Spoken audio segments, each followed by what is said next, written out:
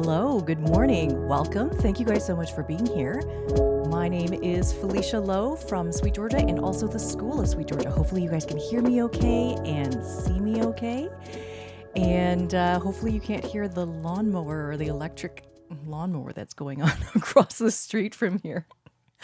Fantastic. It's so nice to see you guys all here in the chat. This is going to be really, really lovely today. I'm always surprised at how many things that we have to talk about every month when we get together. But basically what this is we meet once a month. Every month we meet live on the last Thursday of every month. And at 10 o'clock Pacific Standard Time, we talk about all of the things that have happened inside the School of SweetGeorgia, what's happening behind the scenes at SweetGeorgia, what we've been working on, what kind of courses we've been building, all sorts of different things like that. And so really, really looking forward to being able to share more with you. But I can't believe, like Kathy was saying, is it really the end of August? It's school starting next week, and it's going to be good to settle back into a regular routine and a regular rhythm with everybody and everything at home. I'm really, really looking forward to that for sure. But summer has been wonderful. August has been incredibly, incredibly full. And like I mentioned, maybe last time we met, I was going camping at the beginning of August. And so we went camping for about 4 days. And I brought my wool blankets with me. I brought my double weave wool blankets made out of BFL and silk yarn, and they worked amazingly well. I highly recommend wool blankets if you're going to go outside. And the place where we were camping was at Manning Park, which is, in the wintertime, it's a ski resort, but in the summertime, it's this beautiful mountainous area with lots and lots of campsites and a river and all that kind of stuff. But at nighttime, it does get quite cold. And so I had 2 wool blankets layered on with 2 additional sleeping bags. My sleeping bags are not very warm. And it was perfect. That amount of layers was perfect.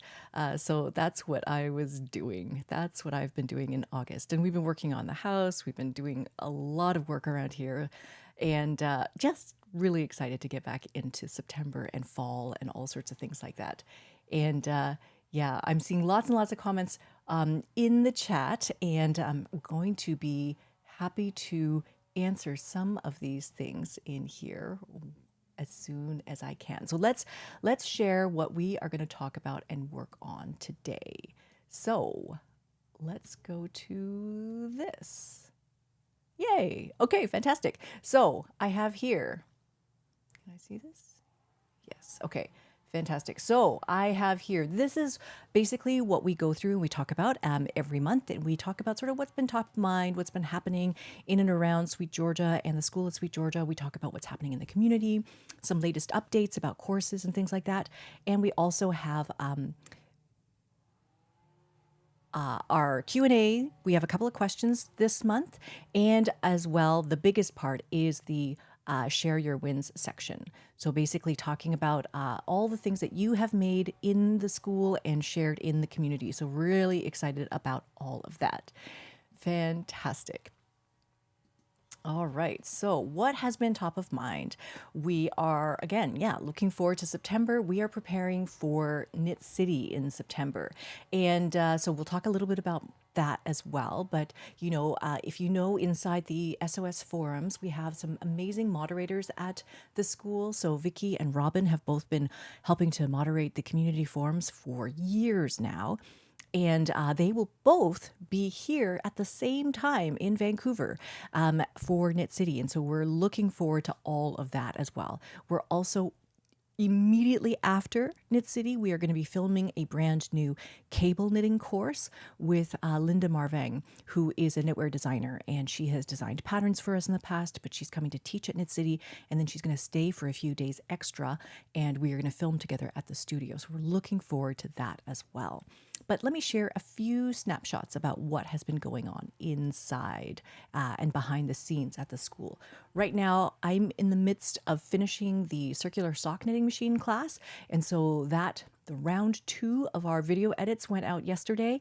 And so it's very, very, very, hopefully very close to being all complete. The workbook is done. and the pattern is done. And so I appreciate Meg and Joseph, both in the community, both in the school, who have also helped to look through my patterns and my workbooks to just make sure that everything is correct and that I hopefully didn't miss anything. There are some things that probably will go through in kind of like a follow-up after the course is released, because Meg contributed lots of fantastic ideas and thoughts, and they didn't make it into the video portion of the course. And so I do want to sort of reference some of the things that she's brought up, which are really great points. So that's going to happen. We have the waffle weave class that is in development as well. We decided, let me show you. So the waffle weave stuff, you see it's been cut off this loom right now because it's actually here right now. That's one of the samples. And this is another one of the samples that I originally started with. So that's one of the examples, working with a different set. And then we tightened up the set, and then we started to do a little bit of experimenting with the number of picks per inch to get kind of like the squares of these waffles to mash down a little bit more. And so there's been a lot more experimentation. And so because of all the experimentation that we want to do and the exploration, and I want to give a really, really good sort of foundation for waffle weave and all of the things that it can do and all of the nuances of it, just because we're learning so much about it as we do it. I thought originally, we're like, oh, this is going to be really easy. We're just going to, explain to people that this is a weave draft, and, you thread it over a point twill and then you weave it, and then it becomes this three-dimensional thing. And we thought, oh yeah, it's going to be so easy. It's going to be a workshop and we're just going to make a pattern and everything's going to be fine. And it's true. We could have done that, and we could do that where we just make a draft and then say, go and weave it. But I do want to share a lot of these sort of findings with you. And so because of that, we're wanting to do a better job of presenting all of that. So the waffle weave class is going to come up maybe a few months later than we originally intended, but it is still coming. It is on its way. And then in the meantime, if you were looking for something to weave, we do have our November Winterful Weave Along that is going to be coming up. So this November, we're going to be doing a weave along together, and this year it's going to be about weaving plaids and tartans and things like that. Last year, we started this Winterful Weave Along idea. And the whole idea of it is that we can do a weave along where it kind of doesn't even matter what kind of loom you have. If you want to weave on a rigid heddle loom or a table loom or a multi-shaft loom, or maybe you have like a 32 shaft Dobby loom, whatever it is you want to weave on is fine. It's very, for the most part, equipment agnostic. But we wanted to look at these weave structures that you can do on any one of these kinds of looms. So last year we looked at log cabin, which is a version of plain weave. It's color and weave. So you're using two different colors in the warp and the weft, and it produces this amazing graphic pattern, but it's underneath it all, it's just plain weave. And so in this year, we want to explore color and plaids and tartans and that kind of thing. And so we have this pattern that we created called Pacific Plaid, and it came with the course that we released last year in the school. And so you can weave it as is. You can weave it with that yarn that I specified, which is the Knoll Merino Lamb's Wool. I wove it as a 2-2 twill. But you could also, if you have this yarn, you could use the Gist Array. So the picture that I have here is actually the same pattern that is in the Pacific Plaid pattern, but instead of using the Knoll Merino Lamb's Wool yarn, I use the Gist Array. It's a tapestry weaving yarn. It's very, very fine. So I changed the set so it's slightly a little bit more dense, but it weaves up beautifully. It feels amazing. And so that little sample has come off of the loom as well. So I'm going to share a bit more about the details of that soon. But as well, for this Winterful Weave Along, if you wanted to work on a rigid heddle loom, we also created a plain weave version of this pattern. And so Greta actually wove the plain weave rigid heddle version. And so we are going to share photos of that soon in the coming weeks, share different colorways that you could use. So the whole idea is playing with this interlacement of color, the optical mixing of color in plaids or tartan style plaids is what's going to be fun this November. So yeah, figure out what you might want to do. So as a point of inspiration, I was in the studio and took a picture of this, which is all of the merino lamb's wool that has come in, and it comes in on giant, huge cones. And then we break it down into these smaller cones at the studio using one of the Sunfire cone winders, and they look so pretty when they're coned up like this. But in any case, it's just smaller quantities so that you can just kind of like mix and match different colors. So this is kind of like an expanded color options. Originally, I think we brought in maybe about 8 or 10 colors, and then now we've brought in like another 10 or another 15 more colors. We added some neutrals, so there's grays, there's beige, camel, and then we added some very classic red, classic forest green, a very classic kind of blue. So in case you are wanting to weave a tartan that maybe is a little bit more traditional or represents more traditional colors, or maybe if you want to weave something that's like Christmas themed or holiday themed, there's stuff in there as well. And then finally, like I picked these golden brassy kind of colors and this kind of orangey rust colors. I'm really into these colors right now. So these were some of my picks in part of this palette. And then Charlotte wanted a pale lavenderish kind of purple color. So that's back there as well. And then of course we brought in like more of like a hot pink color, I think. And there's an olive green. So there's lots and lots of colors to pick from. But in any case, Winterful Weave Along is going to come in November if you'd like to weave along with us. And you could use this yarn. You could use yarn from your stash. You can use the new Trifecta yarn that we have at Sweet Georgia. That's what Greta wove hers in. So Trifecta is a little bit thicker. It's a fingering weight yarn. Can also work perfectly for this project. So there are some ideas for you. Now, other things that are going on sort of behind the scenes is we have been talking over the past summer about wanting to do a little bit more exploration in some of the different yarn structures that you can spin. I mean, like when we talk about weaving, we talk about different weave structures and exploring different weave structures. Now we also are looking at different yarn structures. So, you know, when you learn how to spin, you spin your singles, and then you ply them. Maybe you make a 2-ply, maybe you make a 3-ply, maybe you make a 4-ply. But beyond that, there's other ways of sort of combining all of those different plies. Maybe you spin some plies in different directions. Maybe you ply some together first before plying them again. There's all sorts of different ways of making yarn. And all of this yarn has different qualities and different qualities to them. So one of the ones that we want to explore in September is crepe yarn, 3-ply crepe yarn. And so we're going to have some more sort of guidance around how to spin this kind of yarn. It's actually a type of yarn that Rachel covered in her class called Spinning to Knit Socks. And part of this sort of interest is because October is Socktober. And so we're wanting to sort of spin some crepe yarn in September. Perhaps it could be something that you could knit with in October when Socktober comes. But in any case, this is my sample of crepe yarn that I spun up. This is Targhee in the colorway Beachside Brunch. And then I made the 3-ply crepe yarn, and then I cranked it in my sock machine to see how it all looks. But again, this is one of my most favorite things, is just seeing the colors of hand spun, like worked up into knitted fabric, is one of the coolest things ever. So I absolutely love it. The next thing that's kind of going on behind the scenes is a lot of talk about machine knitting. So we are going to talk more about the course that's just come out on the school for machine knitting, flatbed machine knitting. It's for the first time. This flatbed machine has been like amazing in my life in terms of making, helping me make larger garments, make this sweater that I'm working on, that Girdwood sweater. I have no photo of the Girdwood sweater because if you guys are in the new Sweet Georgia community, you will have seen that I made a massive error in my sweater. I was like 97% done.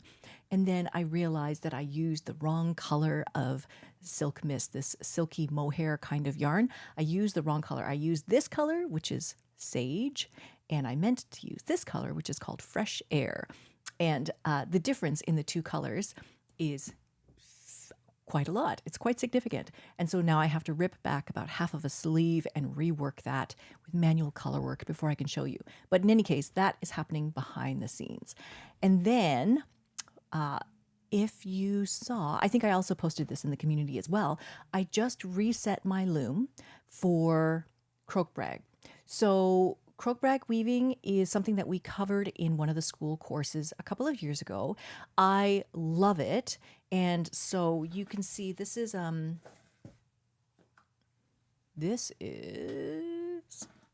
this is a project that I wove a while back, and this is a croak brag project. This is meant to be like a mini rug. It never got fleshed out to be like a full size rug, but the yarn that I was using in here was a Harrisville Highland, I think it was. It's the thicker Harrisville wool yarn, and that yarn has become actually very challenging for us to get in a lot of ways. And so it just kind of sat here. I didn't write the pattern for it or anything like that because it was just kind of hard to get.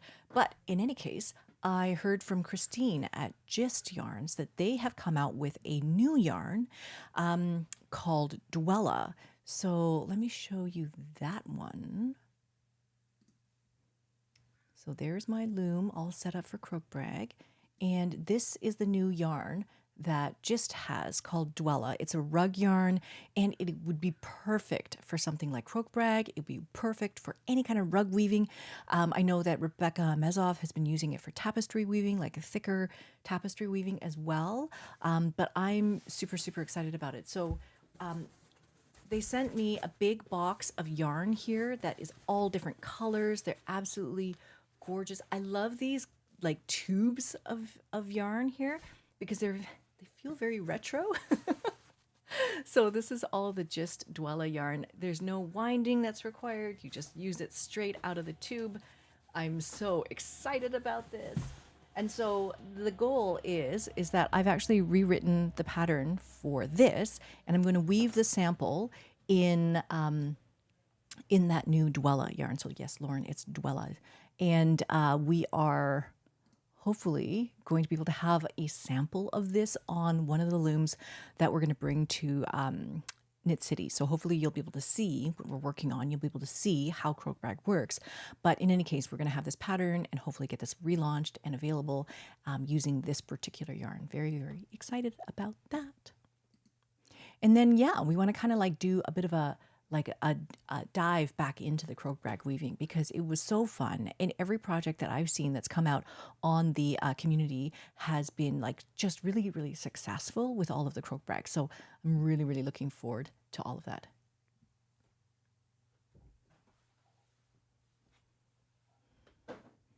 Fantastic. And Nicole is wondering about if there are any Gist stockists in the UK. If you are not able to find one, I can also message Christine at Gist to find out for you as well. So just let me know if you're not able to find that. Fantastic. So let's talk about community stuff. So hopefully you guys know that what we have been doing this past summer since about June is we've been developing this new community space. It's called the Sweet Georgia Community, and it's meant to be like a sort of a private community, but like welcoming anybody in the Sweet Georgia community. So you don't have to be an SOS member, but if you are an SOS member, you automatically get access to this new community space. If you are a subscriber to our Secret Stash Club, you have automatic access to this space as well. So if you want to find out more about this and you're a SOS member, you can go to schoolofsweetgeorgia.com/circle. And so that will get you a link to get you into the new community space. But this is kind of like a little bit of a preview of what it looks like. Lots of different places to share what you're working on. We have spaces for each different craft. So if you only want to look at spinning stuff, you can just look at spinning stuff. But the whole idea is that like it's very much the folks in our community sharing and encouraging each other. It's become a very, very warm and welcoming place. So you can kind of see a little bit more of a snapshot into that. And I think I recognize almost everybody here on the chat. I've seen you guys all, I think, in the community space so far. So really looking forward to growing this. Of course, this is not the replacement necessarily for our SOS forums. The SOS forums are still a place where people are posting things and sharing things and asking questions. And so I'll talk more about that a little bit later as well. But yes, you can see this is sort of the different spaces. We have a space right now that I'm not sure how much we're going to sort of develop, but there is at least a calendar here for the SOS events. So all of our live office hours are here. We post a lot of our craft afternoons are here and things like that. And so you can find the listing for all of our calendar events here. Yeah. And finally, we also have our SOS forums. So this continues to be the place where you can ask questions from the instructors of some of the classes, where you can post your learning plans, where you can post a lot more sort of study notes and things that you've learned and just anything that's related to the courses. The Sweet Georgia community that we're building on Circle is more open. It may or may not be related to courses. It might just be related to make-alongs or things that you happen to be working on. But the SOS forums is more specific to the courses that we're hosting on the school. So hopefully that makes sense for everyone. Again, we also sort of cleaned up the menu in a lot of ways to try to consolidate a lot of information because we had like meetings in all different places and things like that. And so at this point in time, we are trying our best to somehow find ways to consolidate. But for the most part, it seems like we're still a little bit split between Zoom, Google Meet, Circle, and YouTube. So you might have to like look at the calendar to see exactly where the location of the event will be. But right now we're doing the live office hours here on YouTube as a live stream. And yeah, all of the details should be in the calendars. We keep that updated as best as we can. So that is all of that about the community. So I hope that you guys have been able to jump into the new community and check it out. It's very different from the SOS forums. And hopefully you guys have had a good experience with that. So just let me know. You can always message me and let me know if you have thoughts or suggestions or feedback or any of that. Now, let's talk about the latest updates, like what's actually been posted in the school. So the biggest thing is that this past month, we launched our first ever machine knitting class. So the machine knitting class is being taught by Barb Barone, and she is an instructor who's been teaching machine knitting for a number of years now. And so she flew out to Vancouver and we set up an LK150 flatbed knitting machine in order to film these classes. This is inside our studio. This is kind of like a look at the filming behind the scenes of the lace class that she taught. So she's also teaching machine knitting with lace.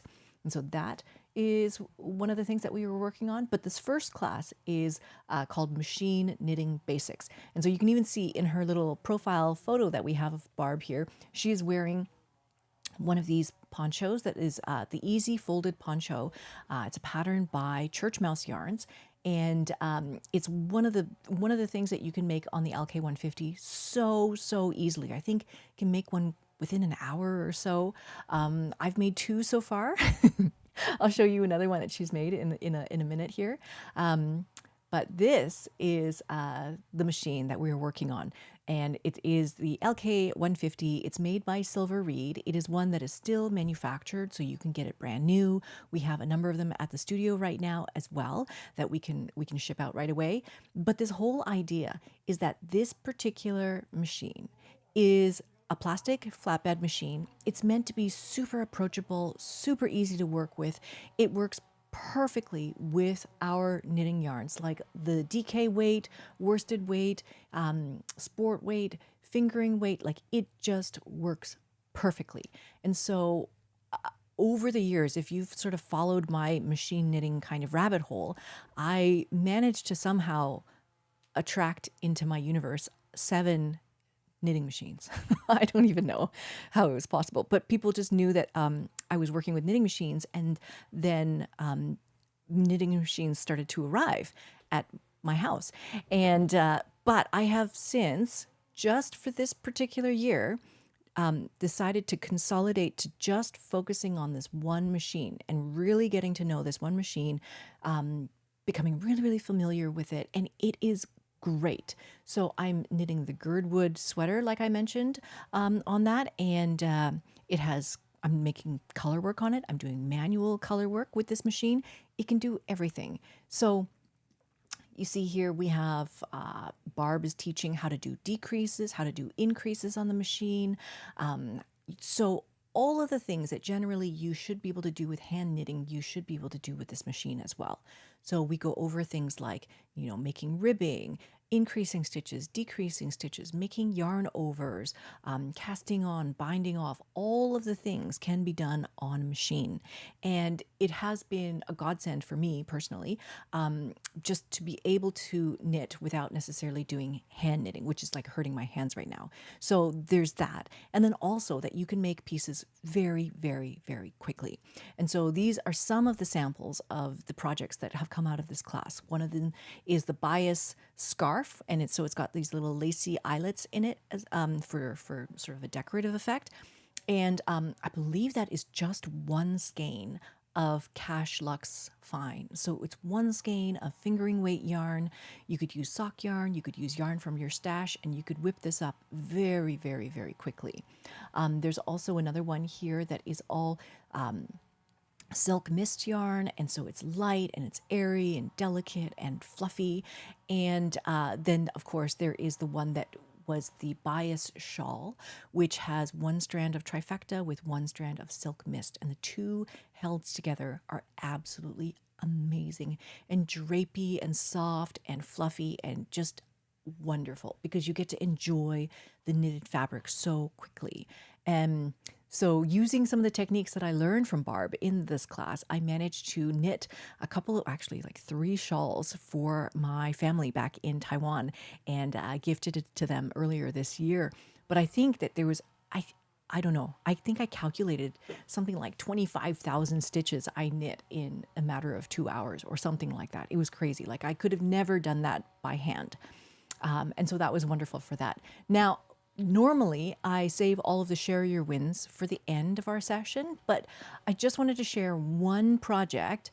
And this is Barb's project. So this is one of Barb's most recent projects, and it is, again, the Easy Folded Poncho. She's abbreviated it to EFP. And so she's talking about the Easy Folded Poncho from Church Mouse Yarns and Tees. And they were this amazing yarn shop in Washington, on Bainbridge Island. I believe that they have become sort of like an online shop now, and they still have all of their patterns available and everything. But this is a hand knitting pattern that you can get on Ravelry. You can, I think, buy it from their website, and it's very, very straightforward. Stockinette can be sort of modified in all sorts of different ways. And they say that they call it an elegant sweatshirt, and I totally agree. She says, I have made at least 30 of them on my LK150, and I just finished another one. And so you can find that sort of train of discussion here in the School of Sweet Georgia community forums. And then you can also find Barb's project post about it in Ravelry here at this particular link. But she's made 30 of them, and they look wonderful. She actually inspired me to make this as well. So I've made 2 of these so far, and I wore one for my CSM class that I'm teaching, and I love it as well. It's great.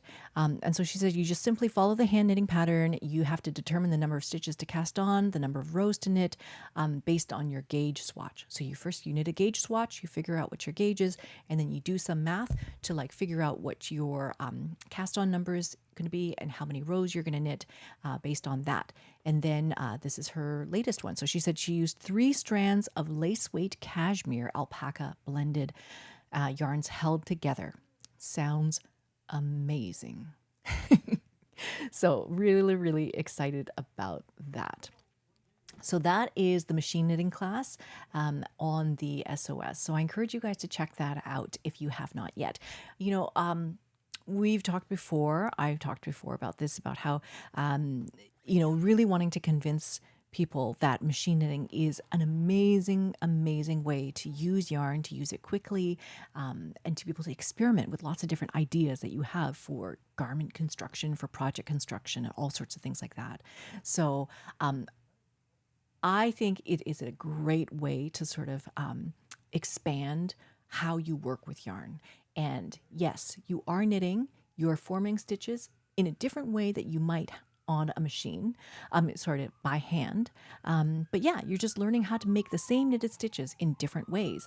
And I feel like it's a great workout for your brain to experiment with, how are these stitches formed on the needles? How are they made? How are these loops being generated? How do you manage tension? Like, there's so many things to learn. So yeah, that's where I found like a lot of joy, is just like learning this new thing. So I encourage you guys to check this out as well. And then we have more machine knitting coming as well. So like I mentioned, Barb actually filmed 4 classes with us. And so we are going to be releasing each of these machine knitting classes, every couple of months. We're going to have one come out, just to give everybody a chance to kind of like watch them and gather some skills and gather some materials, and then move on to the next one and the next one and so on. So there's more machine knitting content coming out soon. This one is my machine knitting class. And so this one is going to be called Circular Sock Machine Foundations. And this is the first class that we are putting together on circular sock machine knitting. So using the CSM to make socks. And so this first class is all about making simple, plain stockinette socks, things that you can make without the ribbing attachment. So we are making hung hem stockinette socks, and then I also demonstrate a number of other ways of making socks as well. So we have here a huge pile of socks that have all been knit on my Erlblocker CSM over the past year or so. I absolutely love it. It's the most fun. I don't know if you remember, there is the class that we had with Rachel called Spinning to Knit Socks. And the cover photo for her course is like this array of all these socks where she had hand spun all of the yarn and then hand knit all of the socks. And I just look at that photo and I was always like, I want that. I want like a whole collection of socks that have been hand spun and then hand knit and then arranged like that. And they're so beautiful. And so that really inspired me to go down this whole rabbit hole of like making socks and hand spinning yarn for socks and everything like that. And so this photo is just my step 1 towards all of that. Like, I want to be able to spin all the yarn for the socks and then crank all of the socks on the machine and then have this photo. But this is step 1 because these are all our SweetGeorgia yarns here. They're all pretty much tough love sock for the most part in here. There's some club yarns in there, some hand painted colorways in there. So lots and lots of fun things. I absolutely love it. So the whole goal with this course is to be able to show you really, really super up close what's going on with the machine. I think one of the biggest challenges is that there's just so few people that you can reach out to, depending on where you are, to look at a machine, to see what it looks like, to even try a machine. I know that there are some CSM instructors who are very, very generous and kind and willing to have like a Zoom meetup with you and sort of like walk you through it or talk you through working on the machine. But it's not necessarily the same as standing over somebody's shoulder and seeing exactly what they're looking at. So the whole goal with this is really to give you a very, very up close look at, trying to show you what I see when I'm looking at the machine so that important points are not missed. So hopefully that gets across in the video that we are putting together. But yeah, very, very excited about all of this. I also have a podcast episode with Grace and Erlblocker from Erlblocker Knitting Machines. And that podcast episode is probably going to go up near the end of September, just before October, or maybe October, 4th October. And so we talk a little bit more about the machines and the history of the company and things like that. But in this CSM course, I do go through a lot of the history of circular sock machines, history of knitting machines. And I found it all absolutely fascinating. So I hope that you guys enjoy it as well. But these are some of the socks that have come out of this particular class. We make the stockinette sock. This sock is just like the anatomy of a sock, so I can show you all the different parts of the sock. We also made some striped socks with contrasting heels and also some mock rib socks. So all the different things, all the different ways that you can make socks without using a ribbing attachment. Now let's talk about upcoming events and things that are going on, including things like our make-alongs and stuff. So right now we have the sweater knit-along that is happening. It's a stranded sweater knit-along. We are knitting either the Oh Dearie Me sweater, which is behind here. This one is designed by Caitlin Shepard, and also the Falling Leaves sweater, which is designed by Andrea Rangel. So both of these sweater patterns are available in the SOS for you to work on, and they come with full-fledged video-based classes about how to do it all. And of course, they also come with instructions on how to modify the color work if you want a different motif or if you want a different pattern and all of that kind of stuff. So yes. And then you can find all of the chat about these make-alongs in the community right now, in the Sweet Georgia community. So you'll find that all there. And I have a couple of projects to show you guys in a bit as well.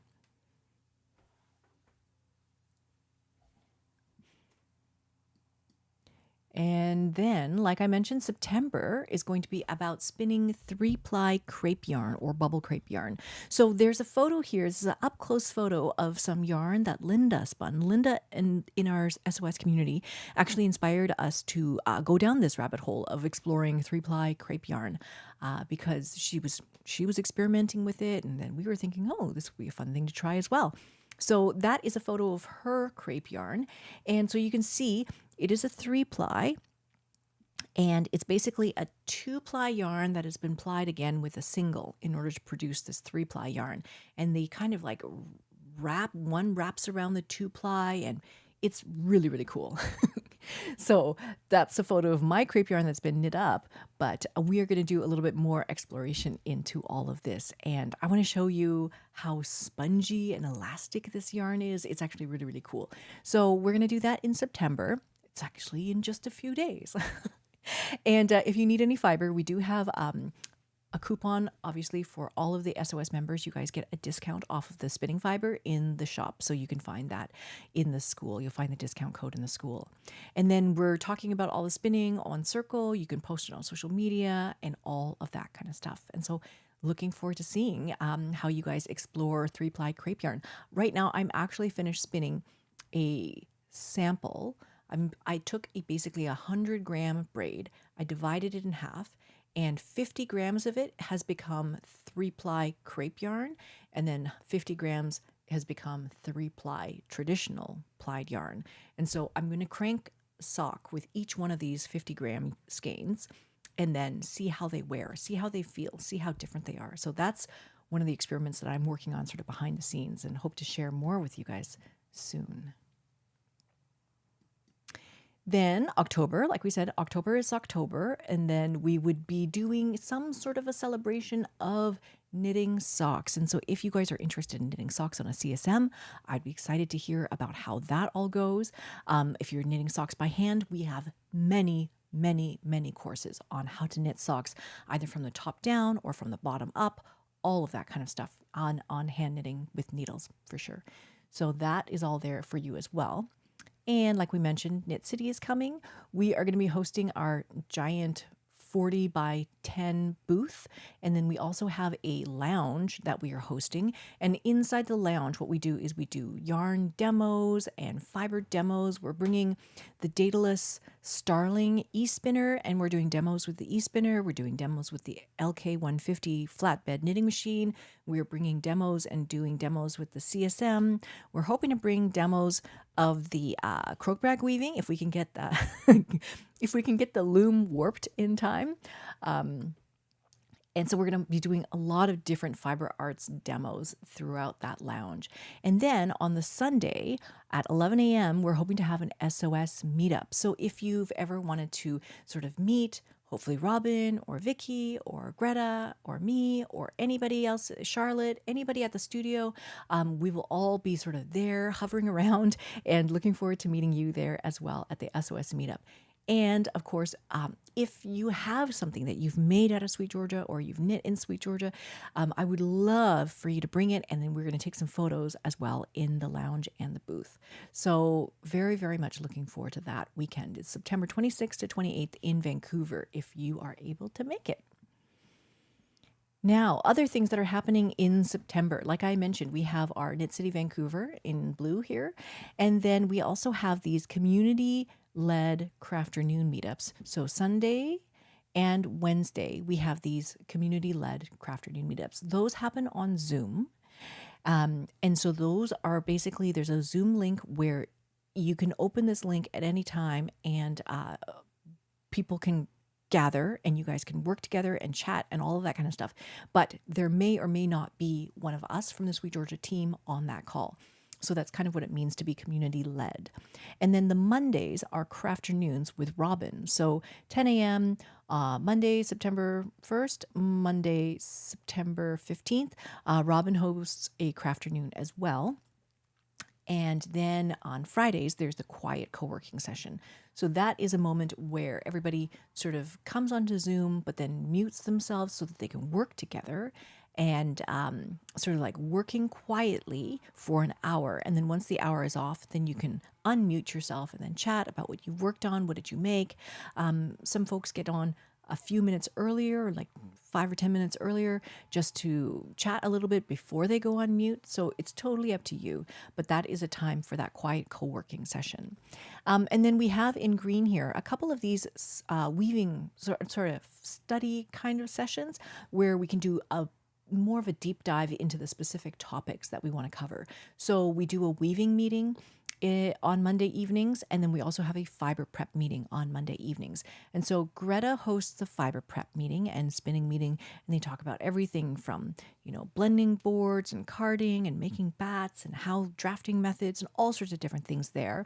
And then for weaving, we've been talking about the waffle weave last time and talking about all the things that we're kind of exploring with weaving. We've talked a bit about overshot recently.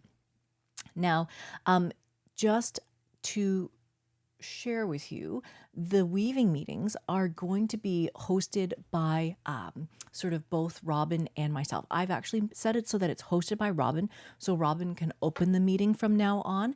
And this is just purely because on Monday evenings, I used to have a 2-hour block where my my kids were at activities, so I could rush here to do the meeting and then go back and pick them up. But the kids' activities and the schedule has changed, and so we can kind of no longer do that. And so Robin is going to open the meeting at 4:45, and then I will attempt to be there at that time. Otherwise, I will join afterwards.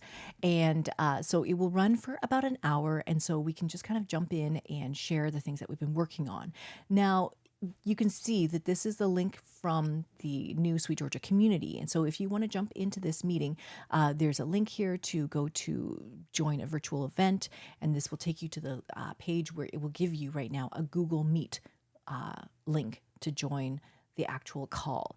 And so right now we're still using Google Meet so that we can record this meeting and then post it in the archive of the school.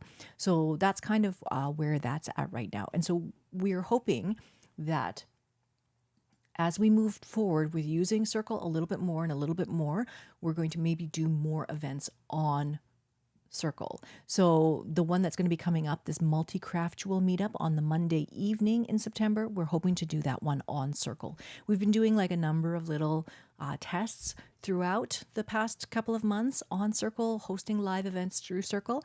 And so we're hoping that that multi-craftual meetup on Monday, September 15th, again, hosted by Robin, is going to be on Circle. And so in order to join any one of those events, there's going to be a link here, and then it'll say join live room. And so you click that, and then that will get you in. But you'll find it from this spot, from the community. And if you have any questions about any of these things, you can absolutely message me about this.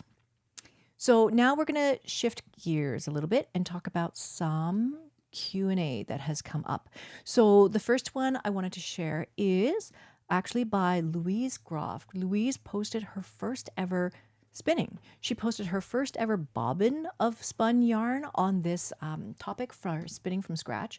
And then she just recently posted her first ever 2-ply yarn. And so she says, I'm new to all of this. I must say that I am so thrilled at learning how to post and how to spin. And so this is her first ever 2-ply yarn, which is amazing. It's beautiful. It's consistent. It's fantastic. But then she had a question about not being sure about how to measure the ply twist and or the twist. So we just kind of like, I overlaid a couple of lines on here so that way you could figure out how to read your twist. And so I set this up in Canva. You can also do this, or you can just basically take a printout of our twist gauge that we supply on the SOS. It's like a PDF that you can download, and you would just hold it underneath your yarn to figure out what angle it's at. But you can see that this is, say, the straight line up and down is 0. And then as you have this angle, you're looking at the angle of, these grooves between the two plies. And that's the angle that I'm measuring. So I just laid another line on top of one of these grooves so that I could figure out what that angle would be. And so I noticed that the angle of rotation of this second line was 25 degrees away from this line, which was 0. And so that is 25-degree ply twist angle, right?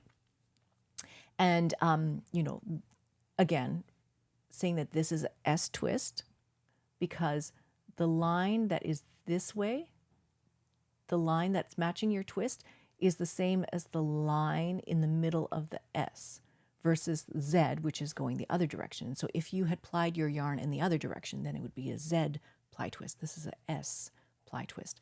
So hopefully that makes sense, because I think Louise was wondering, like, which part do I measure? How do I measure the twist angle? And so that's sort of how I go about doing that. Make sense? The next question we had was from Robin. And actually, this is a very long discussion that you can find the link to from this particular comment. And so Robin was asking about dummy warps. She recently was working on a project where she had tied onto a dummy warp, but then the threads at the back of the loom that were her dummy warp started to shift and slide, and then it ended up that her whole warp that she tied on was not straight anymore. It was not aligned. Everything was kind of moving and twisting. And so she said, yeah, I set up a dummy warp once and it went wrong because the dummy string could move around the back rod, and it lent itself to really bad issues with being even. Gave me a ton of threads in the chain that were not even with each other, and I had to untangle them from tip to tip. She says, help, I'm planning an alpaca poncho, and I would really like to set up a dummy warp so that I won't lose 20 to 25 inches of warp across my project. So questions are all about these dummy warps. What is it? How do you set it up? What is it going to do? All of this kind of thing. So this is a photo of my loom set up with a dummy warp. I quite like using a dummy warp, and I think it's because I discovered early on when I was weaving that you could weave a project, and then when you cut it off the loom, you can leave all your ends on the loom, and everything would be retain the same threading in the heddles, retain the same slaying in the reed, all of that. And then if I just tie knots from my new warp onto this old warp, and I tie them all in front of the reed, then I could move the knots through the reed, through the heddles, and then wind my new warp onto the back beam. And so I would preserve everything that I had created in my previous project without having to restart or change anything. And so I really like this process of tying onto old warps. So a dummy warp is basically like making a fresh warp, but pretending it's like your old warp. So you make this warp, you put it onto the loom, and then you thread it how you want to thread it, and then you can tie onto this dummy warp and use that for multiple projects. So the thing about this is some people love it, some people don't like it. So if you go and you read the conversation that Robin has with Laura Fry, who teaches a number of our weaving classes as well, Laura Fry is not a fan of dummy warps. And so you can read her entire thoughts on it. You know, she believes that, well, I mean, she's very, very efficient at her whole process. So maybe she is entirely faster and more accurate by setting up a fresh loom with fresh warp, everything from the start, rather than tying on to a dummy warp, which is going to have a little bit of fussing around all of that. So this is going to be highly dependent on each person. So I think that what Robin was wondering is, what can I do to set up my dummy warp so that the dummy warp ends don't shift and move around and then end up causing tension problems later on. And so one of the things that Laura Fry mentions is that with her dummy warps, she does not let it unroll all the way to the very, very end. When you unroll your back beam all the way to the end and the rod holding all of your warp yarns is open, then those warp threads can sort of slide back and forth around that rod. But if you have it sort of wound onto your back beam like this, they're kind of, all of those warp ends are sort of secured on the back beam. So she keeps it wound by two turns, I think it is, she said. And so those warp ends are not going to go anywhere. So you can just make this dummy warp and keep it on, make it long enough so that you could have these 2 turns and then never unwrap your dummy warp all of the way. That's one way to do it. Another way to do it, which is what I'm trying to find the original source where I read this from, but I believe Catherine Weber from Blazing Shuttles, and she teaches a lot of sort of, you set up a dummy warp and then you tie a hand-painted warp onto your dummy warp. She had given instructions before about taking all of the ends of your dummy warp and then doing a lark's head knot or knotting them on the rod of your back beam so that they're not going to move. If you're tying knots on that back rod, the warp ends are not going to move. And so that's another way to do it. But again, that's a lot of work that you might have to do to get that dummy warp on the loom. But the whole point of the dummy warp is so that way you don't have to waste your precious warp yarn. You can use sort of like a less expensive warp yarn, like just a plain old cotton yarn for the dummy warp, and then you can use your more expensive or your fancy, like your alpaca yarn like Robin wants to use. You can save some of that. You don't want to cut it off and then throw that away as loom waste. So that's kind of what this is all about. But yeah, that's a couple of ideas on keeping that dummy warp from moving. Robin has another question. I'm trying to see if I can see it.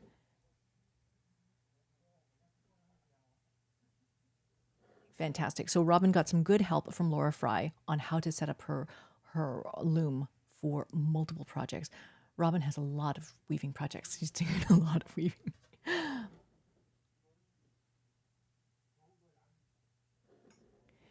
Yeah, and Elena's asking about if I have had tension issues with working with a dummy warp. And I think that I have been relatively lucky with this entire process. I mean, you can see here that all of these knots are not necessarily at the exact same spot, but it's been okay because I think that the yarn that I've been using has been very forgiving.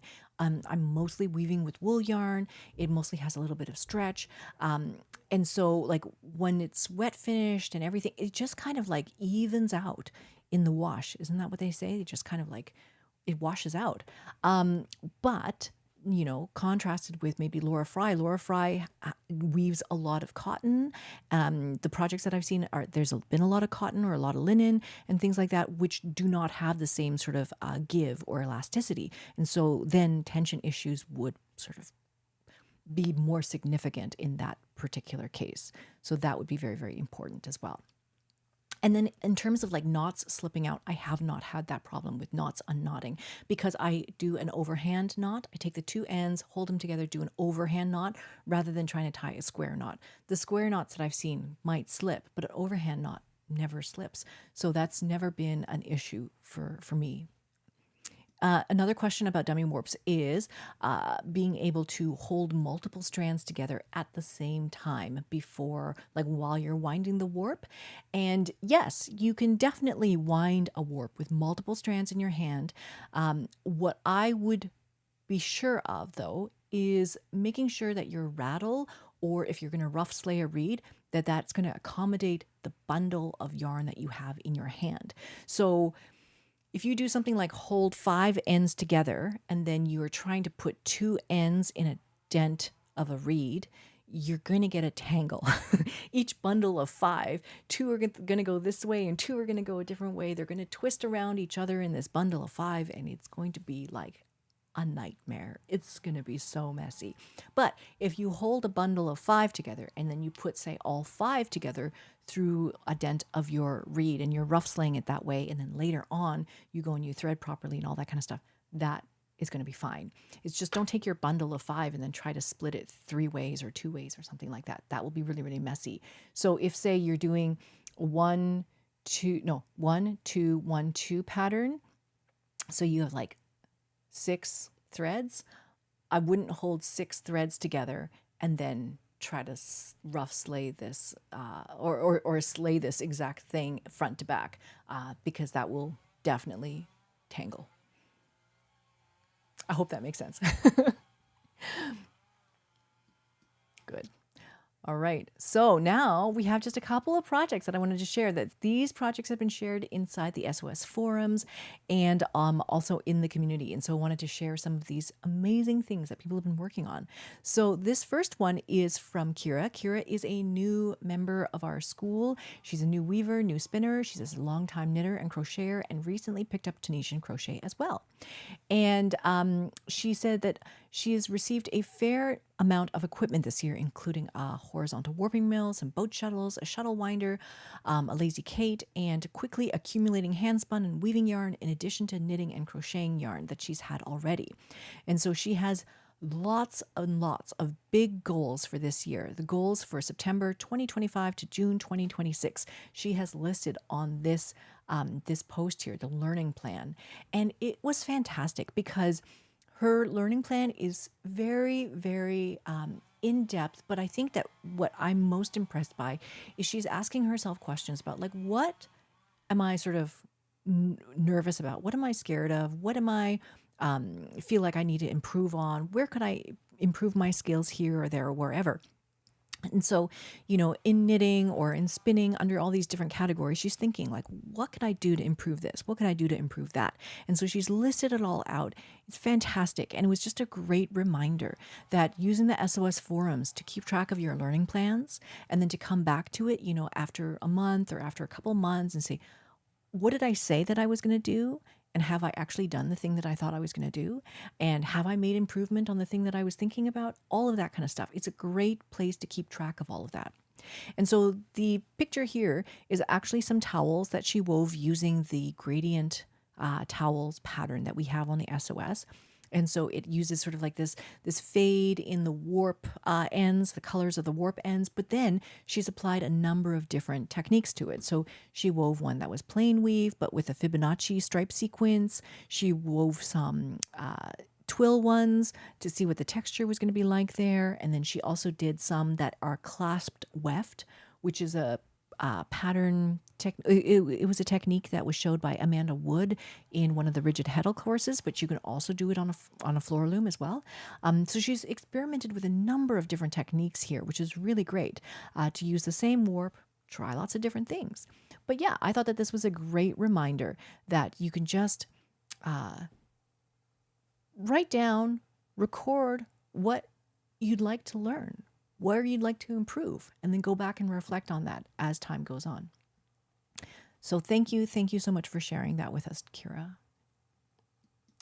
As well, I wanted to mention, we talked about we're doing the stranded sweater knit along right now this month until the end of September. And so this one is by Greta. So Greta has been knitting the Falling Leaves sweater, and she's using her own hand spun. It's BFL and silk hand spun, I believe. And she's mixing it together with our SweetGeorgia BFL and silk DK yarn. So you can see her hand spun is beautiful. It's gorgeous. There's like contrast here. It looks great. She actually wrote an entire article about swatching for this. And so you can read it here. I've put a link to that here. But this whole article and this experiment has been great because you kind of watch Greta come up with her initial ideas for which handspun she was going to use, and then she sampled using a hat. She looked at, how much contrast is there? Is there actually enough contrast? Before diving into a whole sweater project, working through a lot of these different considerations. And so it was a great deep dive into this idea of, color work, contrast, choosing colors, all of that kind of stuff. But it's looking fantastic. So congratulations on that. I think Greta's going to have a new sweater to wear in the city. And then we have another finished sweater. This one is by Lauren Reynolds. This is her Oh Dearie Me sweater. And so she said the colors include marine and mermaid. So marine is the navy blue in the background, and mermaid is like the more, it's a really beautiful hand-dyed yarn, which colors that kind of go in and out of blues and greens and a little bit of purples and stuff like that. So it's really, really lovely to look at. But yeah, she says, I'm looking forward to wearing this all winter. And so Lauren showed this on one of our meetings recently, and you can also find it in the community at the showcase area of the community. So just to show you where that is, if you are in the community, it is down, it's here. And so this is the spot where you can post a lot of the finished objects that you've made. You know, people are putting in things that they've made with Secret Stash as well, things that they're weaving with Secret Stash. Oh, here's another falling leaves sweater. That one is also by Lauren. So you can pop your work in there as well. So that is Lauren's sweater. Thank you so much for sharing that with us. Then we have another one. This is Kathleen Stevenson. Kathleen was talking about, wanting to do the color work knit along, but she had already just finished a color work, or she had already finished a sweater project, but she wasn't ready to jump into another sweater project. And so she decided to work on a cowl instead. And so this is a color work cowl, and the pattern's called On the Farm, designed by Tanis Gray. So cute.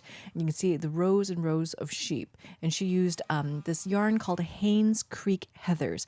It's pure Highland DK wool spun in Peru. Beautiful. But it is pretty fun, I guess, watching these little motifs pop up, row after row after row. Very cute. So this is, like we said, you can participate in the stranded knitting sort of knit along any way. You can make a cowl, you can use your own motifs, you can use hand spun, you can use commercial yarn, however you want to do it. So that is really, really cute. And then, we talk a lot about sort of multi-craftual and different crafts informing other crafts. And so Kathleen has been sharing a lot of her punch needle projects with us every month. And the punch needle, is really, really interesting, because this particular series of posts that she sort of shared were punch needle designs that she created based on quilt patterns. And so she said she's always enjoyed quilt patterns, but I guess she's not actually quilting anymore. And so she was trying some of these quilt patterns in punch needle. And so you can see like how this overlap between the different crafts together is really, really fun. But it's very graphic. It's really lovely. And so she has a series of 3 of these as well. So that was really, really well done. I was actually thinking, about how this Dwella yarn that's come in, this rug yarn, this yarn would be great for punch needle as well. Because it's not slippery at all, and it would kind of stick into the canvas, I think, a little bit better. So yeah, maybe that's something to try as well. I have monk's cloth around here somewhere. Now, this is the last project that I wanted to share, and this is Elena. Elena is in the chat today and wanted to share something that she's been working on. So you guys may or may not know that Daedalus spinning wheels, we talk about their e-spinners quite often. Daedalus has been experimenting with making all sorts of different kinds of fiber arts tools. One of the things that they're working on is a circular knitting machine. They were making a circular hat machine, circular sock machine. They also made a band weaving loom. So this loom is called the Penelope, and they've only released 1 batch so far. They sold out within the first 15 minutes of this first batch. And so Elena is lucky enough to have received one of these. And so you can see the loom is designed to be kind of like an Inca loom, but kind of like a rigid heddle loom. It's kind of a combination of all of these things. So the idea is that you can have a back beam like you would with a rigid heddle loom, and you wind your warp onto the back beam, but then it weaves like this, band very, very easily and quickly. And I think it's going to require a lot of experimentation to see how it works and all of this kind of stuff. But you can see here the cards that are attached to all of the warp threads. This is card weaving, also called tablet weaving.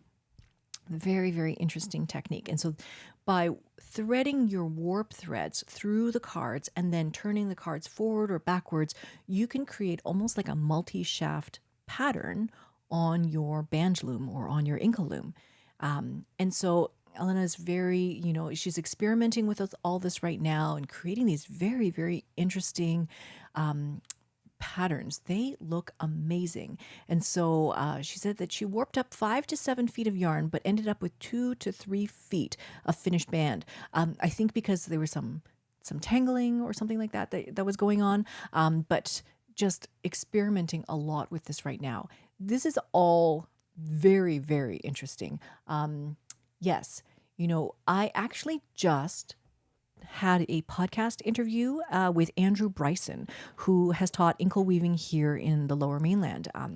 Greta took a class with Andrew, and so we are going to post that interview in just a couple of weeks. But we're also working with Andrew right now on developing some inkle weaving classes or some band weaving classes for the SOS to come out next year.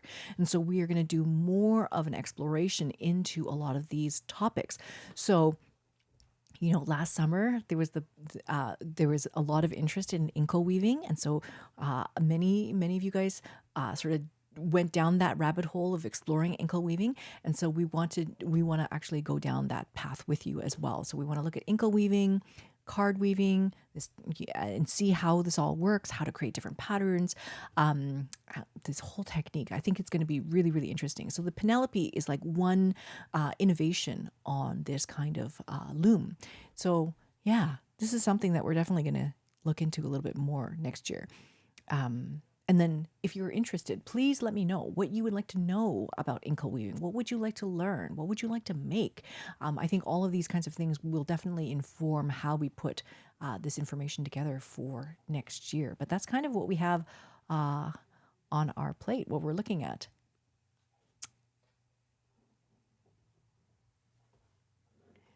Yeah, fantastic. So that is basically it for this month. We ran a little bit over time because there's so many things to talk about. I didn't think that there was going to be that much stuff to talk about, but I'm just going through and scrolling back through the comments to make sure that I didn't miss anything.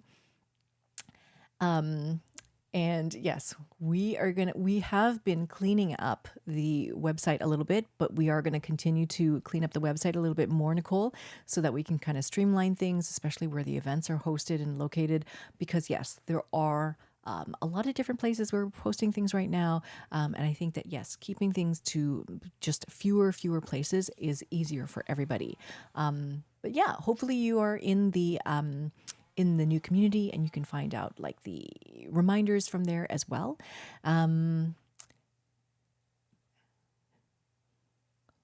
Lauren is asking, what weight is the yarn for Dwella? Dwella seems like it's more like a bulky kind of weight yarn. So let me see here. It's bulkier. It's thicker than worsted for sure, and it feels relatively dense. It's 4 ounces and 85 yards per ball. So it's actually, yeah, it's a bulky weight yarn. Because if you have one skein of worsted and it's about 200 yards per worsted, this is like double the thickness of the worsted weight yarn. So yes, that is that.